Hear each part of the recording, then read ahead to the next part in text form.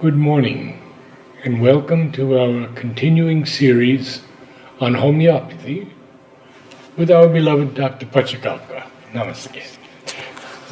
We have about a few subjects to cover today in detail, and the first one I'd like to talk about is something that is very common, fever.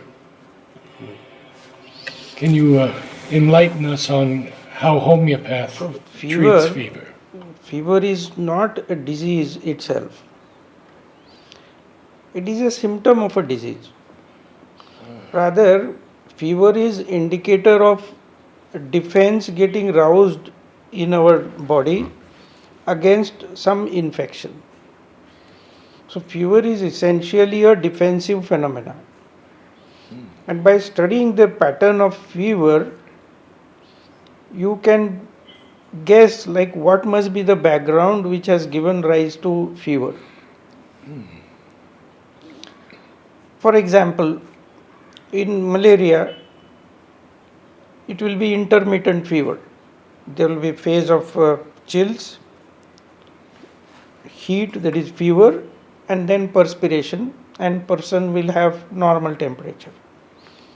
Oh, so it goes down to normal, To near normal, near normal, and again then it rises periodically. So this is typical malarial fever. Whereas there is a recurrent fever where fever will never come to normal. It may rise a little bit by evening, but it will not come to normal, and gradually it will go on progressing in degree. That can be, say, in enteric fever, typhoid. There can be a viral fever where there would be a sudden rise of temperature, and person may run it for few days even, and then it will come down. So depending upon the pattern of fever, we have to diagnose the underlying condition and then treat the fever. What about fever in small children? We often see it in very young children. Yes, well, in children also, many times we have those what we call eruptive illnesses, eruptive fever, like measles, chicken pox, where without fever, the exanthematous eruptions will not erupt on the body. So in that case, if you suppress fever with antipyretic medicines, now in modern medicine you have medicines which can lower down fever without bothering like why it has been there. So if you interfere with that, then the eruptive fever, the measles, chicken pox doesn't come out. So in children, commonest are like earlier they used to be. Nowadays we don't have that opportunity because we are immunizing children unnecessarily against measles and chicken pox. Unnecessarily. Unnecessarily, because what happens, measles and chicken pox, if they are managed well without medicine, they will not be fatal.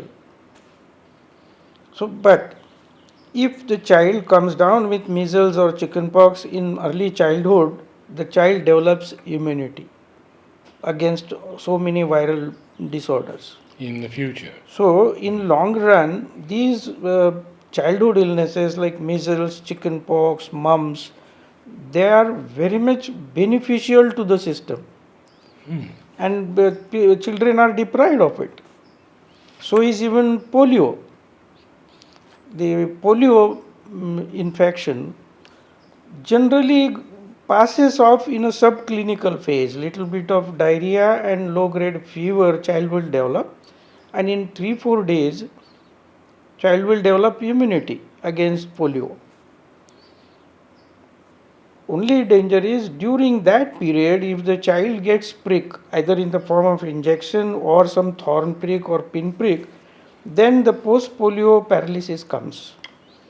Can you imagine in India and all over, last 30 years we have been struggling with polio, so-called polio eradication, with mass immunization and large scale. India must have spent more than 1 lakh crore rupees in that. But as such, polio is not a fatal disease. Only thing is the complication of polio is post polio paralysis. which is again only in the event of having prick during that infection. So if 1 lakh children get affected by polio, they just pass off that condition in a subclinical phase. Little bit of loose motion and fever, and then it gets cured and there is immunity.